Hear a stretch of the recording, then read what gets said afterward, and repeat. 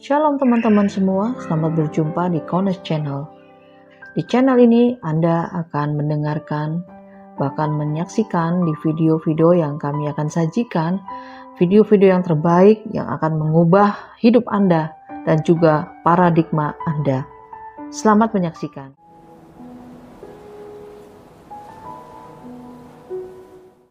Bagan, ya. Noah punya 3 anak, Ham, Yafet, dan Sem. Kita sudah melihat yang di sebelah kiri, Ham memperanakkan Nimrod, dan kemudian dari Nimrod inilah maka muncul ya konsep penyembahan dewa-dewa, dewi-dewi, pagan, dan semuanya bermunculan di sana. Ya, itu kita sudah bahas. Ya, dari yang saya sebutkan dari awal itu. Nah, sekarang kita lihat sebelah kanan. Ya, di sebelah kanan, kalau Yafet nggak ada kelanjutannya, ya. Yafet nggak ada kelanjutannya. Dia kelanjutannya hanya anaknya banyak, begitu saja, ya, keturunannya banyak. Yang kita difokuskan oleh firman yaitu ke arah Sem, anaknya Noah. Sem punya banyak anak, terus turun akhirnya melahirkan Abram, dan diganti namanya oleh Abraham. Dari Abraham muncullah Israel, Israel muncul Musa, Moshe, dan Bapak Yahweh menurunkan Torah. Kita harus paham dalam hal ini.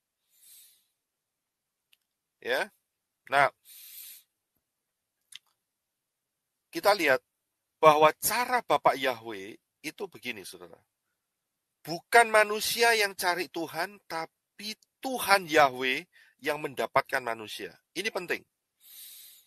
Ya. Jadi agama apapun di dunia ini tidak akan pernah mencapai Tuhan yang benar. Tidak akan pernah. Ya, manusia berusaha dengan kepercayaannya, dengan meditasinya, dengan puasanya, dengan menyiksa dirinya untuk mencapai Tuhan yang benar. Saya bilang tidak mungkin berhasil. Ya, jangan pakai cara manusia, pakai caranya yang dilakukan oleh Bapak Yahweh, yaitu Bapak Yahweh sendiri yang turun ke dunia menemui Abram. Dia berfirman, Abram, tinggalkan tempatmu, tinggalkan sanak saudaramu, pergi ke satu tempat yang akan aku tunjukkan. Sampai di sana, dikatakan bahwa Yahweh menampakkan diri kepada Abram. Jadi, bukan manusia yang cari Tuhan. Tuhan sendiri yang harus turun ke dunia ini. Karena nggak mungkin manusia bikin jalan sampai ke Tuhan. Nggak mungkin. Yang mungkin adalah Bapak Yahweh buat jalan buat kita semua. Ya, paham ya? Nah, saya minta tolong untuk Ibu Kathy untuk menampilkan hybrid yang nomor 3. Ya, thank you. Ya, ini sama ya, yang seperti yang kita lihat tadi. Saya akan persiapkan punya saya.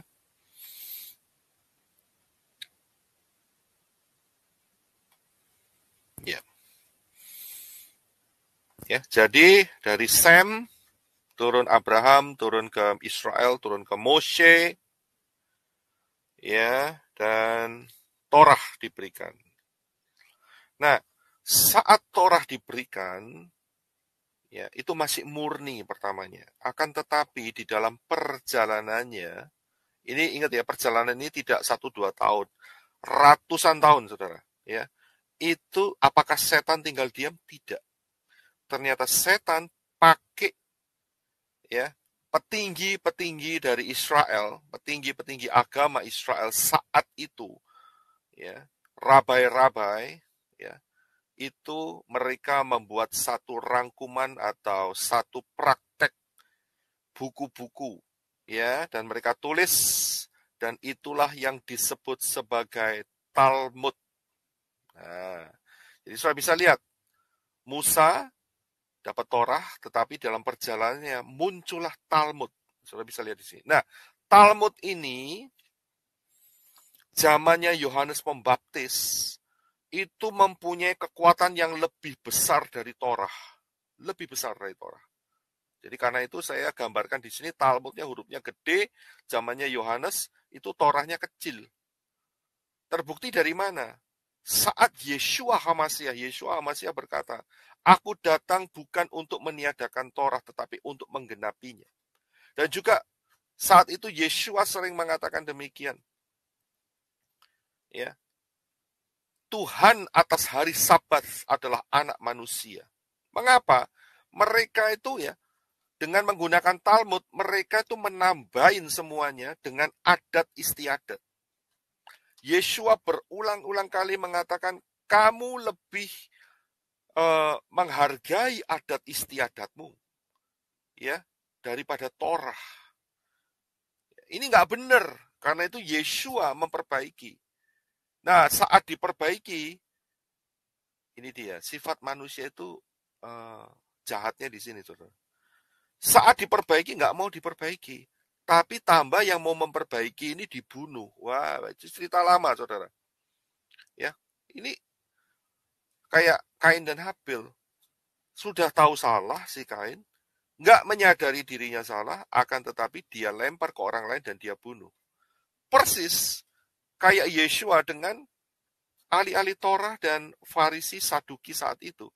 Yeshua membenarkan, ya, posisi Torah yang benar. Saya kasih contoh soal hari Sabat. Sampai Yeshua itu berkata demikian. Kalau sampai dombamu atau keledaimu atau sapimu masuk ke dalam lubang saat hari Sabat, keluarin nggak kamu? Ya.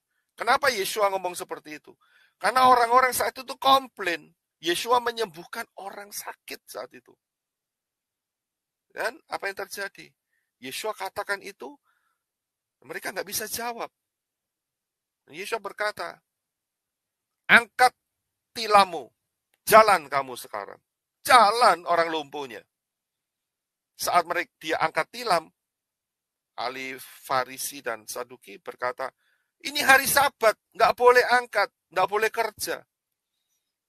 Orang yang baru disembuhkan berkata, orang yang menyembuhkan saya katakan, angkat tilammu, angkat tikermu, angkat apa itu namanya, tempat saat kamu berbaring. Ya. Yeshua berkata, anak manusia adalah Tuhan atas hari Sabat. Itu problem terutama. Dan kalau sudah perhatikan, selalu dikatakan setelah itu, maka orang-orang Farisi Saduki berencana untuk membunuh Yeshua. Nah, ya toh? Selalu mereka itu. Karena apa? Yeshua memulihkan Torah, menaruh Torah di dalam posisi yang benar. Orang-orang yang percaya Talmud yang disusupi oleh Satan, ya, membenci Yeshua, bahkan mau membunuh Yeshua.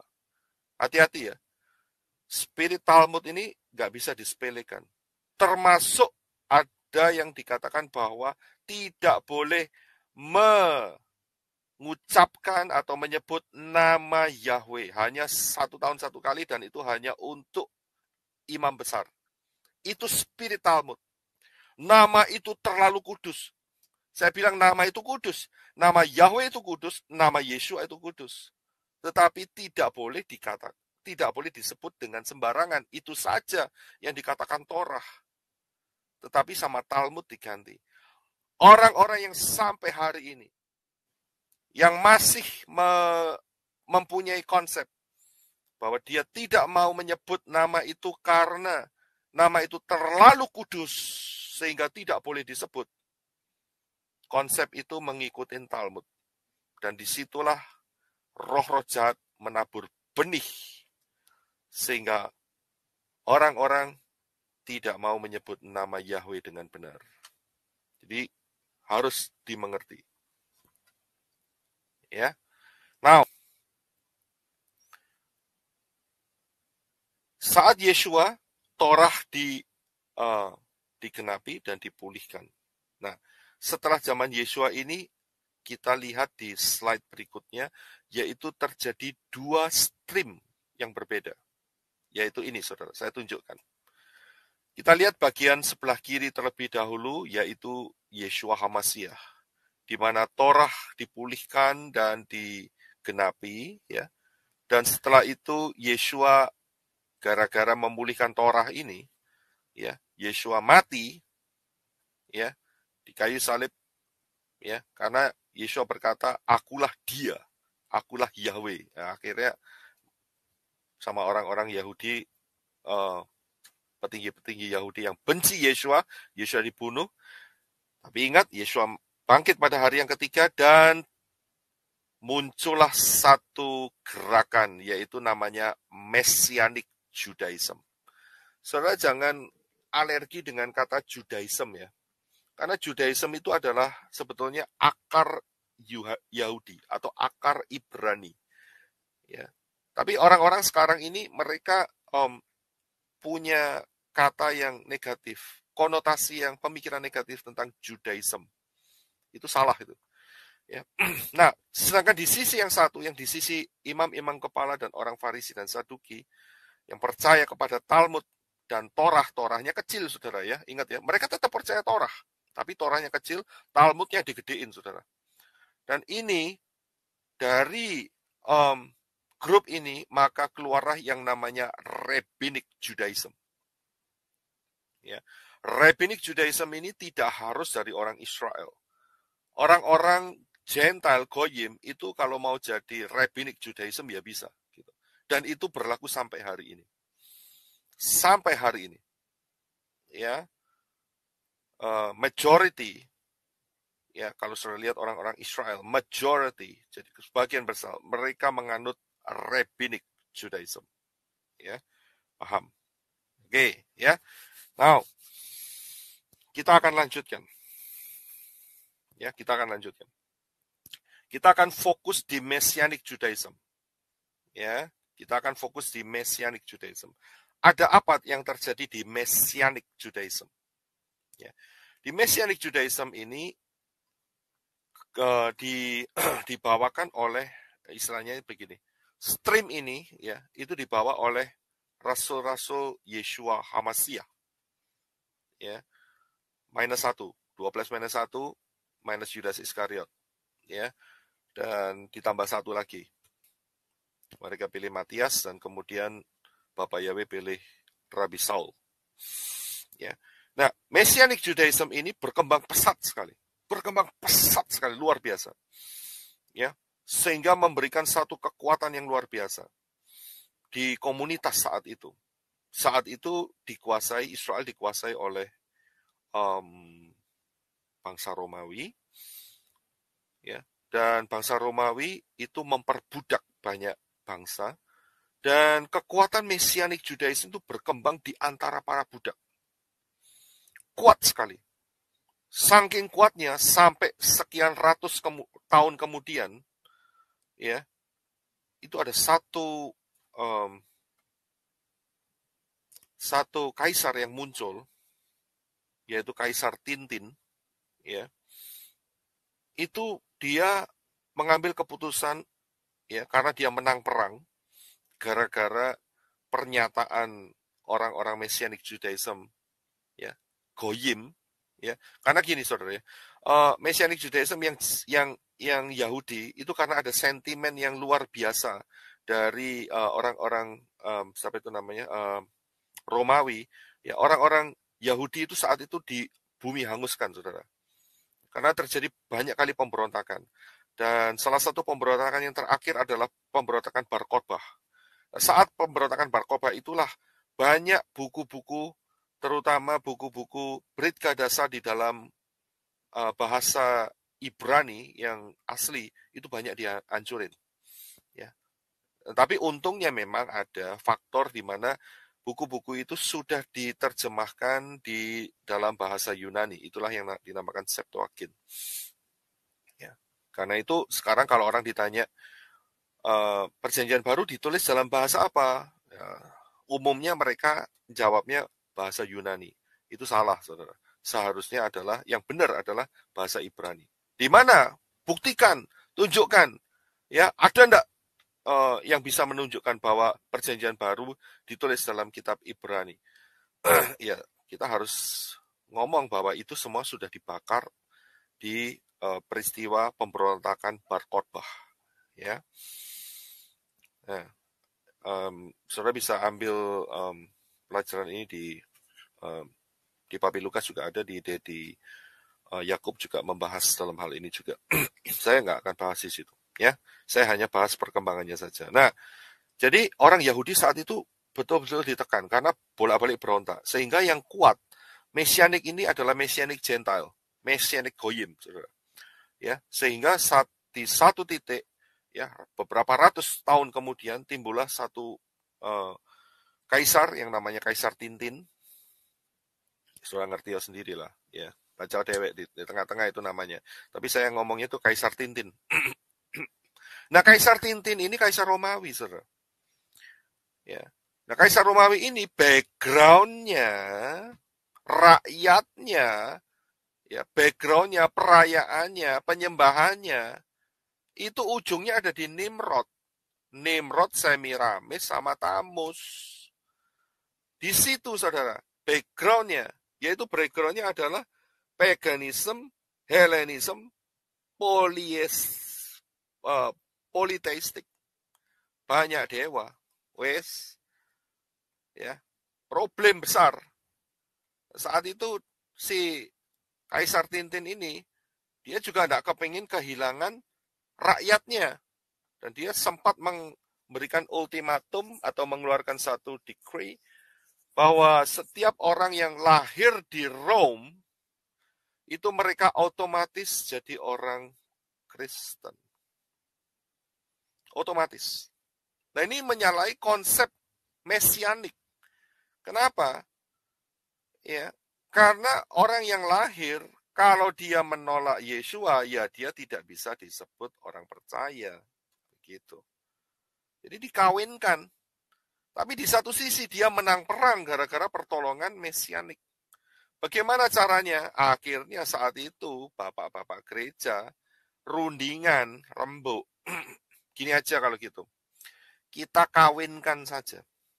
Tapi supaya rakyat juga tidak kehilangan momen untuk perdagangan, ya, perayaan-perayaan yang menghasilkan uang, maka kita ambil kesepakatan bersama, begitu. Nah, akhirnya keluarlah sebuah pernikahan. Deng deng neneng, deng deng neneng. Nah, dikawinkan, saudara. Mesianik itu tadi, ya, grup mesianik dikawinkan sama konsepnya si Tintin. Terjadilah yang namanya agama yang dihybrid. Nah, ngerti ya sendiri, saudara. Ya, keluar agama apa di sini? Nah, dari agama hybrid ini, maka, ya, karena konsepnya sudah diubah semua, bukan diubah ya, sebetulnya bukan diubah ya, kalau saya bilang ya, dikawinkan. Ya, dikawinkan. Maka Yeshua HaMasyiah, ya, mereka nggak bisa nyebut Yeshua karena ada beberapa huruf yang hilang. Jadi mereka ganti di dalam perkembangannya menjadi yaitu Yunani, saudara. Ya, Yunani. Ya, saudara bisa lihat gambarnya itu ada bedanya. Jadi beda yang kita sembah ini. Ya, yang kita sembah itu beda. Yeshua dengan Yunani itu sebetulnya beda, saudara. Dan dari sinilah muncul, ya, konsep yang lama itu muncul, tapi dengan gambar yang dipercantik. Ya, gambar yang dipercantik. Muncul semua, saudara. Ya. Wajah yang dipercantik itu muncul semua. Dengan konsep agama hybrid ini. Muncullah, nah ini dia. Ya, setelah ini, ya, ini konsep lama. Tadi saya udah jelaskan dari sisi Nimrod. Kalau nggak jelas, ulangin lagi, saudara. Ini dari sisi Nimrod. Ya, saudara bisa lihat. Ya, dulu yang digendong, yang kecil namanya Tamus. Sekarang yang digendong, yang gambar di tengah, namanya siapa? Yunani kecil, begitu, ya kan? Dulu ibunya namanya Semiramis. Kalau di sebelah kanan ada gambarnya. dari Mesir, itu namanya ISIS. Iya kan? Nah, yang di tengah, siapa namanya? Nah, hurufnya mem, begitu saja. Iya kan? Saudara ngerti? Mem sama Yunani. Begitu. Tapi konsep ini nggak ada di dalam Tanak dan Brit Kadasa. Nggak pernah ada. Ya. Dan puji Bapak Yahweh, kalau saudara lihat movie The Passion of the Christ, secara alam roh, saudara lihat siapakah konsep ibu dan anak ini. Nah, saudara jangan komplain sama saya, karena nama saya Joseph Roy, bukan Mel Gibson. Ya, jadi kalau mau komplain sama Mel Gibson. Ini dia. Roh di balik ibu dan anak ini siapa? Lihat toh sendiri Passion of the Christ. Itu ada di sana, saudara. Ya, ini siapa yang digendong ini? Nah itu ya, jadi saudara bisa paham. Ya, jangan tersinggung. Tersinggung itu berarti saudara perlu membongkar fondasi yang lama. Ya, fondasi yang lama harus dibongkar supaya penyembahannya bukan kepada si tuyul ini, saudara. Tuyul yang digendong ini. Ngerti ya, saudara. Ya, tapi kalau pakai sistem tuyul ya mana ada yang orang mau datang, ya kan? Ya orang lebih suka yang dipercantik loh ya. Nah, ini dia yang dipercantik, ya kan? Pakai baju putih, imut-imut, ya kan? Orang lebih suka yang di sini. Ada aura holiness, begitu. Nah, auranya ini kan bukan aura holiness, gitu ya. Ya. Kalau yang ini auranya adalah kekudusan, holiness. Kalau yang ini auranya kekudisan. Ya, jadi beda, kudus dan kudis. Jadi saudara paham ya. Nah, selain itu konsep apa lagi yang muncul? Yaitu konsep Ratu Sorga ini muncul lagi, saudara. Queen of Heaven. Wow, tapi lebih cantik, saudara. Ya, lebih cantik, lebih elegan. Ada merpatinya di atasnya. Wah, diurapi oleh the Trinity. Ya. Jadi konsep ini muncul, saudara.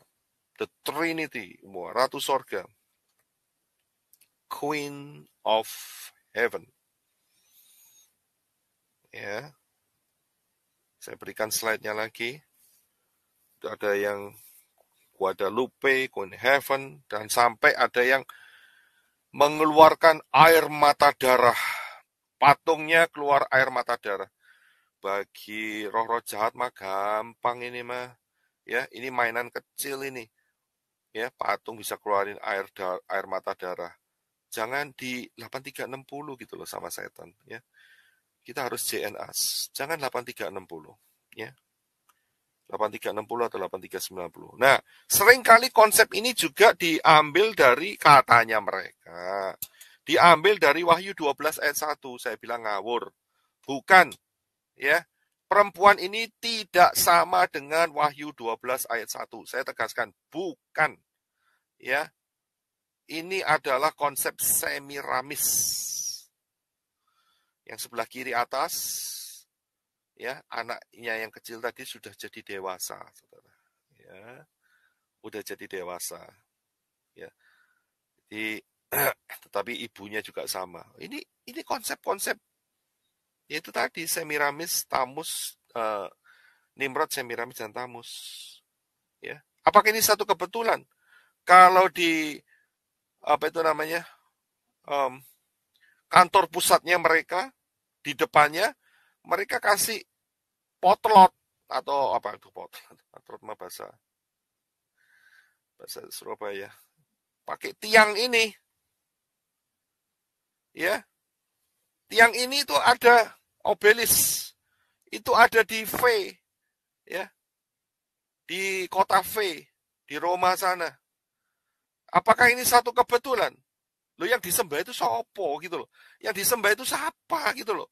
Kok lambangnya dia ada di sini tuh ngapain di alun-alunnya ini di apa tuh alun? Di pelatarannya itu ya. Kok ada lambangnya yang lambang Mesir kuno ini?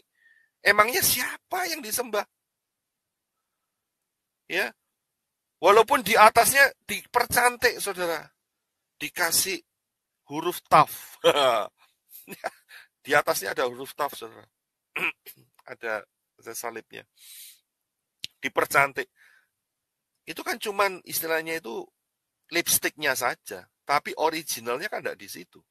Originalnya kan ya yang dari Mesir itu. Obelis itu. Ya. Kemudian pakaiannya sekarang. Lihat aja topinya, penutup kepalanya. Apa bedanya dengan Dagon? Ya, kalau mereka mengadakan ritual-ritual, lihat aja. Saya nggak berani tampilkan yang gambar yang ini ya, yang modern ya. Nanti problem ya, repot nanti. Coba kita jadi manusia itu jangan 8360 gitu loh, atau 8390. Ya, jangan gampang-gampang dikasih spirit 8360 atau 8390. Ya, kita harus JNAS lah, ya. Kita harus JNAS. Yang ngeri ya. Nah, prakteknya gimana? Yeshua juga dibaptis di Sungai Yordan. Mereka nggak mau kalah, saudara. Ya, nggak mau kalah.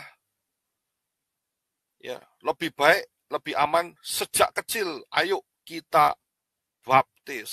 Nah, ini dia. Ngerti oh dia, saudara. Ya, kepalanya dijungkel gitu, disiram air. Ya, yang kecil udah supaya aman, nggak repot-repot. Sejak kecil sudah diserahkan sama grupnya mereka. Selain itu dalam perkembangannya juga ada yang namanya, ini dia nih. Jadi dosa itu tidak dihapus dengan darah Yeshua. Ya. Dosa nggak dihapus. Dosanya itu dihapus dengan sepucuk surat yang harus dibayar. Nah, ini dia. Ya. Surat apa yang dikeluarkan? Ya, saudara baca sendiri. Begitu yang di depan, ya kan? SPD, itu dia. Supaya bisa dihapuskan dosa-dosanya. Ya, tolong Ibu Getty bisa lanjutkan ke hybrid yang keempat. Thank you. Surat penghapus dosa. Itu mereka keluarkan, saudara. Ini fakta loh. Saya nggak mengada-ngada. Ya, saya nggak mengada-ngada. Ini saya cuma bicara fakta sejarah. Jadi jangan tersinggung. Yang tersinggung itu berarti waktunya untuk saudara bertobat. Itu yang tersinggung. Bertobat, oh kalau saudara tersinggung. Supaya saudara masuk samayim yang benar. Masuk sorga yang benar. Ya, jangan masuk surganya mereka, nggak pasti surga mereka itu. Ya, nggak pastinya itu, yang jelas pastinya masuk lautan api ya iya gitu loh. Maksud saya begitu.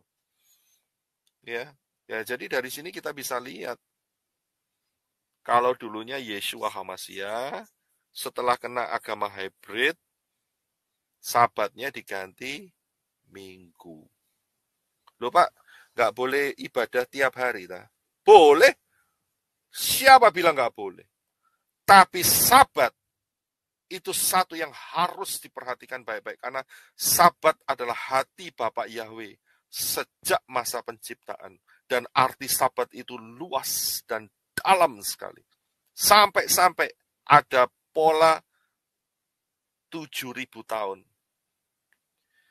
Dan tahun yang ke-7.000, 1.000 tahun, itu adalah sabat 1.000 tahunan, saudara. Yeshua HaMashiach memerintah sebagai raja di sabat itu selama 1.000 tahun. Nggak lama lagi, saudara. Nggak lama lagi. 2030, nggak lama lagi. Ya. Saudara lihat aja pelajaran Misteri 2030. Ini berhubungan semua, saudara. Ya, jadi Yeshua HaMashiach diganti Yunani, Sabatnya diganti Minggu. Alasannya pinter, saudara. Karena Yunani bangkit pada hari yang ke-8, hari Minggu. Saya bilang tidak. Yeshua HaMashiach bangkit hari Sabat. Karena itu akan menggenapi kerajaan 1000 tahun. Yeshua akan memerintah sebagai raja. Bukan hari yang ke-8. Bukan. Itu pasti. Dari pola 2030, pola pattern angka 7. Ya, pola penciptaan. Ya, jelas Yeshua HaMashiach. Matinya hari ke-4, bangkitnya hari ke-7. 72 jam. Nah, mereka ganti supaya kelihatan ilahi hari Minggu. Begitu ya. Yaitu namanya kan 8360, 8390. Ya, setan menabur benih 8390, 8360, ya. Jadi hati-hati. Apalagi setelah dikawinkan. Perhatikan yang ini. Yeshua itu moreh, guru Torah. Menggenapi dan menjunjung Torah. Yunani, enggak. Kita buang Torah. Kita tidak lagi di bawah hukum. Ayatnya diacak-acak. Torahnya dibuang. Saudara bisa lihat kekacauan di agama hybrid ini? Saudara, sekarang ini ya, kenapa kok saya bawakan ini? Ini untuk membuktikan bahwa kita ini menyembah yang tidak sama dengan mereka. Saya harus katakan, dulu kita dari sana. Tapi kita, kuncinya di sini. Kita mau digiring ke arah yang benar. Fondasi yang salah dihancurkan. Bangun fondasi yang baru, yang benar, yang sesuai dengan hati Bapak Yahweh. Itu yang benar. Nggak dipertahankan. Saya bisa lihat. Jadi konsep saat kita sudah digiring ke tempat yang baru, yang benar oleh Bapak Yahweh, yang lama itu harus dilepas. Kita harus ngomong sekarang. Yang kita sembah itu tidak lagi Yunani, tapi Yeshua Ibrani. Begitu. Ya. Jangan ngotot. Saya dapat mujizat gara-gara nama Yunani. Loh, itu kasih karunia, anugerah kamu dikasih supaya kamu bisa digiring untuk supaya kamu kenal yang benar.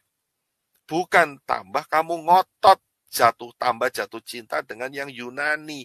Itu konsep salah, itu konsep tidak mau dikasih tahu, itu konsep sombong, itu spirit sombong tidak mau dikasih tahu. Tidak mau diarahkan, keras kepala, tegar tengkuk, pemberontak, itu semua ada di sana, lengkap. Masih mengagungkan yang Yunani. Saya dari sana, saya dapat mujizat di sana, saya dapat kesembuhan, saya dilepaskan dari setan di sana. Itu cara Bapak Yahweh supaya bicara dalam hidupmu untuk mengarahkan ke yang benar. Jadi jangan dipertahankan. Apalagi, selain daripada Yeshua adalah guru Torah, tapi yang satu Torahnya dibuang. Diacak-acak. Kemudian, beda ya, kita lihat ya, sangat beda. Sangat beda. Sekarang gini aja deh. Yunani sama dengan, boleh nggak kalau disamakan dengan yang namanya Isa? Boleh nggak? Pasti yang Yunani ngomong, sebagian besar nih ya, ngomong tidak boleh. Kenapa? Karena yang namanya Isa itu lahirnya di bawah pohon korma. Si grupnya Yunani nggak terima. Yeshua lahirnya di Bethlehem. Si Yunani nggak pakai Yeshua, sorry. Keceplosan. Yunani bilang, si Yunani lahir di kandang, di Bethlehem. Ya. Tapi yang satunya berkata, yang dari Alibaba, itu berkata,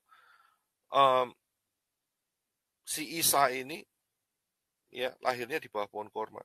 Yunani ngotot, oh enggak bisa. Kita tidak sama dengan itu. Loh, kalian yang Yunani berani ngomong nggak sama. Saya dan grup ini dan tim ini, saya juga mendeklarasikan Yeshua tidak sama dengan Yunani. Tidak sama. Ya, ini bukti-bukti yang sangat kuat. Yunani itu akarnya Nimrod, Semiramis, dan Tamus.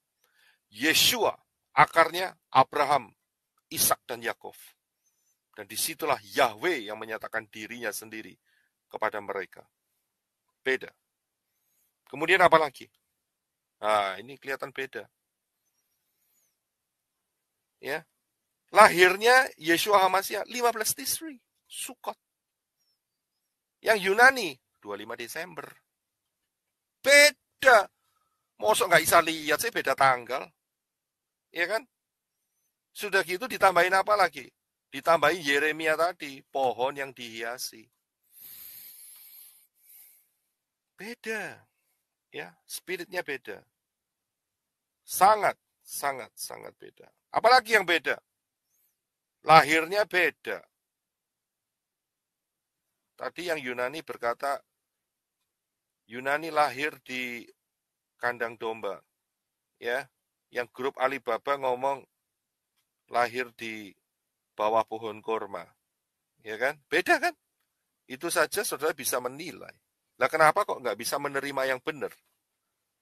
Ya, kita hari ini bukan menjelekkan, tidak. Kita mengasihi saudara semua. Kita mau supaya saudara kenal yang benar. Jangan 8360 atau 8390. Kita harus JNS. Ya. Matinya gimana? Matinya 14 Nisan, Yeshua HaMashiach. Hari keempat, Pesah, Paskah. Ngomongnya Paskah ya, Indonesianya. Tapi buat Yunani ngomong apa? Matinya kapan? Jumat. Hari keberapa? Hari ke-6. Beda. Ya silahkan kalau Yunani mau mati hari Jumat. Buat kita, Yeshua HaMashiach mati hari keempat, Rabu. 14 Nisan. Ya. Dan mereka ngomong, bangkit. Sama-sama bangkit. Iya, saya tahu, bangkit. Tapi buat Yunani ngomong bangkitnya itu namanya Paskah. Kita ngomong ngawur. Ya, karena kita tahu kebenaran Paskah itu kematiannya. Ya, tertulis di dalam Keluaran, Imamat, tertulis semua. Ya.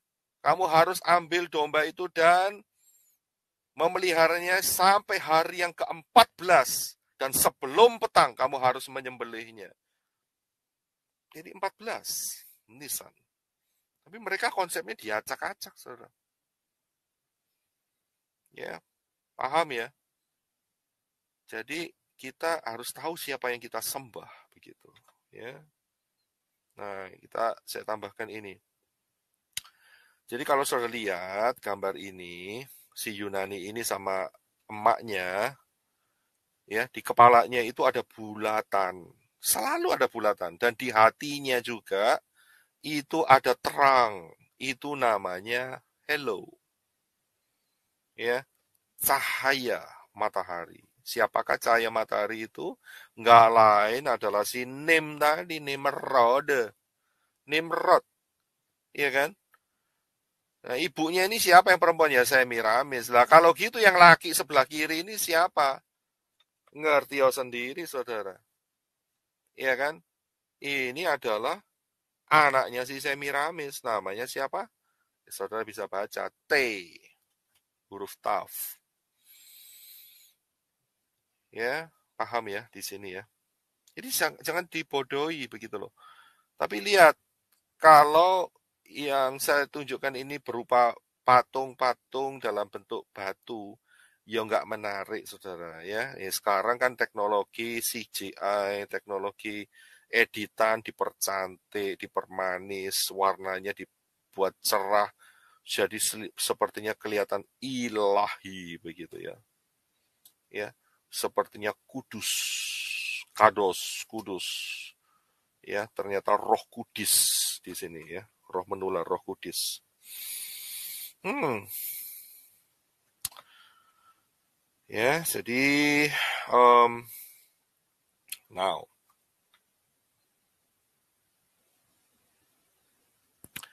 Yeshua HaMashiach adalah Yahweh di dalam rupa manusia. Agama hybrid nggak mau, saudara. Nggak mau terima. Ya, terimanya gimana? Kita ada satu istilah yaitu Trinitas. Ya, Tuhan itu satu, Elohim itu satu, tapi mempunyai tiga kepala, bukan tiga perujian, tiga pribadi yang berbeda. Ya, itulah konsepmu, ya kan? Tapi bukan konsep firman. Konsep firman adalah Yahweh turun ke dunia ini di dalam rupa manusia, yaitu Yeshua HaMashiach. Kalau konsep mereka adalah tiga person yang sama, equal, gitu ya, sama, ya, saling mengasihi, ya, tidak ada yang saling iri. Dulu saya konsepnya kayak gitu, saudara. Tapi Bapak Yahweh mengarahkan ngawur konsepmu, Pak Yosef Roy, ngawur saat itu, ayo bertobat. Jadi saya diarahkan ke yang benar. Nah, mau diarahkan itu bagus. Ya, konsep mereka adalah salah satu dari Trinitas. Nah, kita lihat ya, di dalam Messianic Judaism, maka dalam perkembangannya Goyim lebih kuat sehingga terjadilah agama hybrid.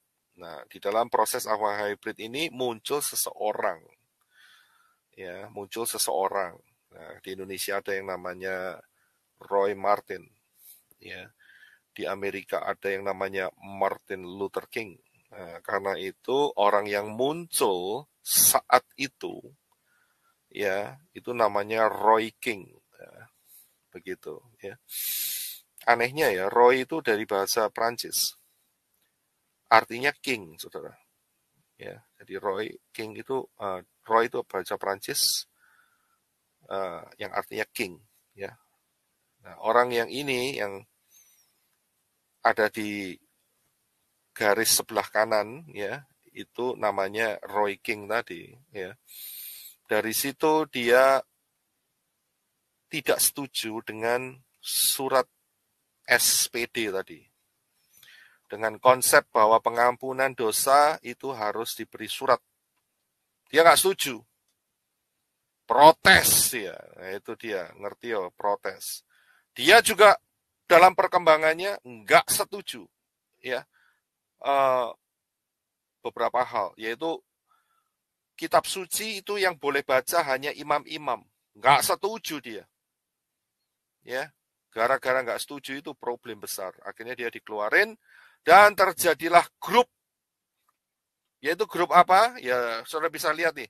Nomor 1, 2, 3, 4, 5, 6, 7, 8, 9, 10, 11. Itu ada nama-nama Indonesia nggak ya? Oh ada, tapi saya singkat ya. Saudara paham ya? Ya ada, ya saudara baca sendiri lah ya. Nomor 1, nanti jadi nggak timbul masalah ya. Jadi nomor 1 sampai nomor 10, 11, 12, 13, dan seterusnya, saudara. Ya, sayangnya Roy King ini dia tidak kembali ke pola Ibrani. Tapi memang nggak bisa disalahin, saudara. Karena apa? Saat itu, ya, Tanak dan Brit Gadasa itu semua udah diganti Septuagint. Saya nggak bisa nyalahin, kok nggak mau kembali ke pola Ibrani. Dia mungkin nggak ngerti juga, gitu loh. Tapi ini adalah cara Bapak Yahweh untuk menggiring dari agama hybrid itu. Roy King harus keluar dari sana, ya, harus keluar dari konsep yang salah itu. Ini cara Bapak Yahweh, ya. Dan dari situ keluarlah, yaitu, ya, yang nomor nomor 2, ya, yang nomor 2 itu adalah grup yang menentang, ya, bayi yang disiramin air, itu ditentang. Itu startnya dari sana, saudara. Jadi kalau saudara lihat hari ini, banyak orang yang dibaptis dengan cara yang benar, itu grup yang nomor 2 itu yang memulai. Saya kasih tahu ya, grup yang nomor 2 itu kuat sekali di Amerika. Di Indonesia ada. Di Indonesia ada. Ya. Yang nomor 2 itu sangat strong sekali. Ya.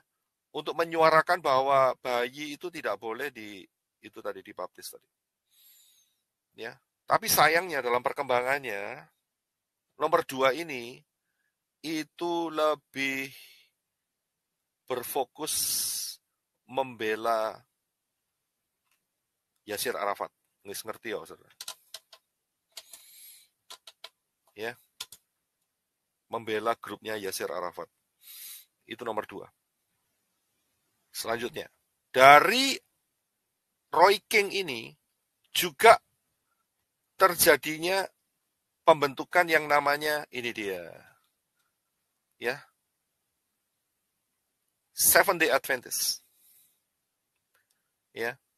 Tapi fondasi Seventh Day Adventist saya harus kasih tahu sama saudara ya. Itu fondasinya adalah dia percaya kepada Trinity. Ya. Itu yang pertama. Yang kedua, mereka menolak hukuman kekal atas manusia. Jadi mereka berkata tidak ada lautan api. Tidak ada.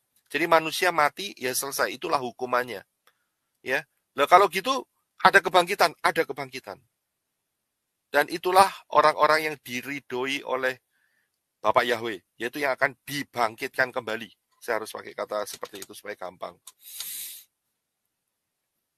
Itu yang dapat favor dari Bapak Yahweh melalui jalan keselamatan oleh si Yunani.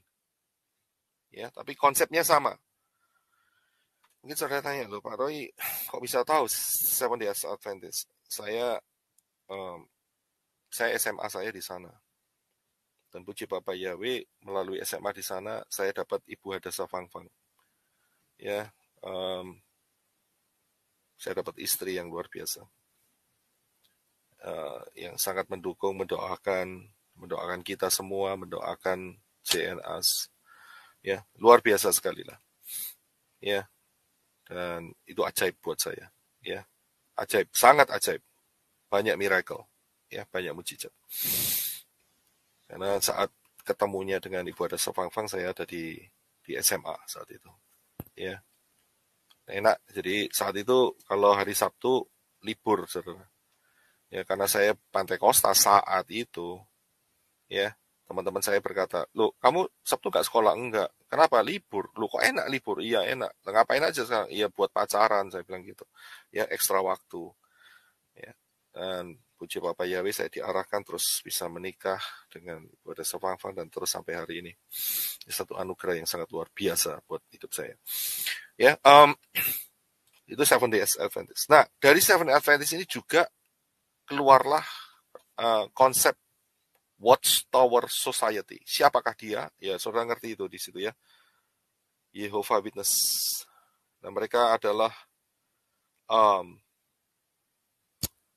fondasi imannya adalah pencipta alam semesta ini adalah Yehova atau Yehuwa. Siapakah si Yunani? Yunani itu adalah Mikael, ya, the Archangel. Dan mereka punya konsep yang sama dengan Seventh Day Adventist, yaitu menolak lautan api. Menolak manusia ini dihukum untuk selama-lamanya. Ditolak. Dan kemudian mereka juga mengatakan bahwa Roh Kudus, Ruach HaKodes itu adalah power. Ya. Bukan Bapak Yahweh sendiri. Bukan. Tetapi itu adalah power, itu adalah kekuatan. Kayak listrik begitu, saudara. Ya. Itu yang saya tambahkan di situ.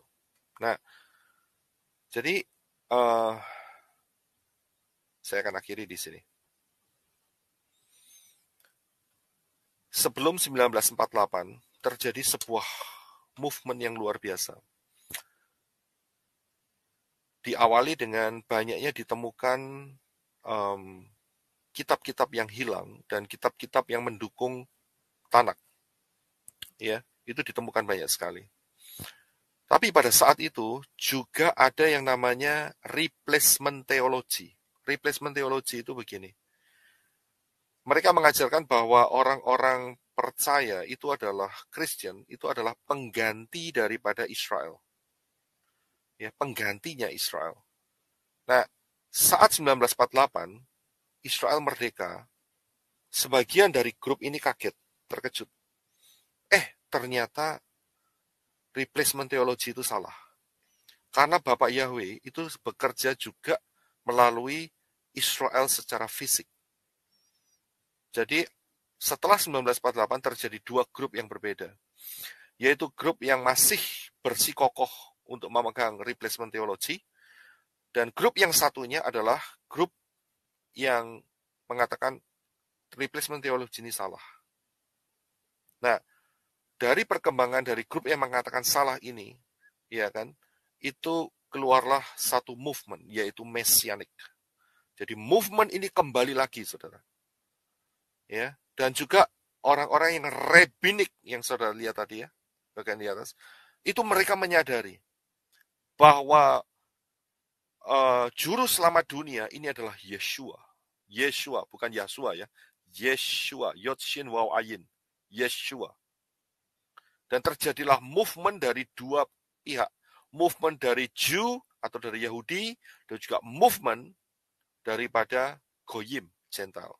Sama-sama dua-dua ini kembali ke akar messianik. Dan ini terus terjadi sampai hari ini. Sampai hari ini. Jadi inilah fondasi yang benar. Yaitu mulai dari Adam menuju ke Noah, dari Noah menuju ke Sem, dari Sem menuju ke Abraham, dari Abraham menuju ke Moshe, Torah, dari Torah Moshe menuju ke Yeshua HaMashiach, dari Yeshua HaMashiach menuju ke Messianik. Ini adalah jalur yang benar. Tapi ingat ya, dari Messianik jangan bengkong menuju ke agama hybrid. Jangan ya, jangan. Jadi inilah fondasi yang benar. Jangan kita diciprati oleh roh-roh jahat. Karena roh-roh jahat mau nanam spirit 8360 atau 8390. Tapi pakailah spirit yang Bapak Yahweh berikan pimpinan dalam hidup kita. Terima kasih teman-teman semua yang sudah menyaksikan video ini. Sukses besar untuk kita semua. Bapak Yahweh memberkati. Haleluya. Amin.